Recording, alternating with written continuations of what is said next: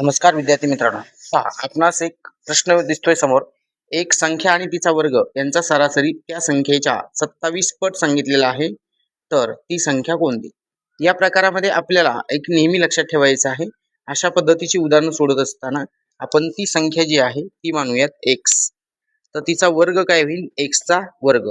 सरासरी सांगितल्याने भागिले 2 आणि तो सरासरी सांगितलाय त्या संख्येच्या 27 पट म्हणजेच किती? 27x.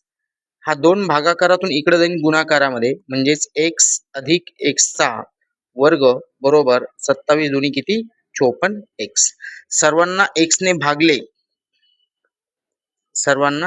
भागले, इथे येईन 1, इथे येईन x आणि इकडे मिळेल तुम्हाला 54. x बरोबर काय मिळेल? 54 वजा 1 बरोबर x बरोबर किती आला? 53. तर ती संख्या कोणती आहे?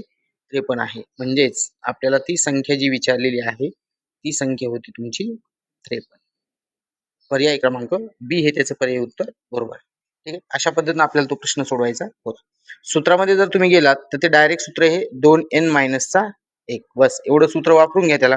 म्हणजेच 2 गुणिले 27 - 1 म्हणजेच 54 - 1 बरोबर किती? 53.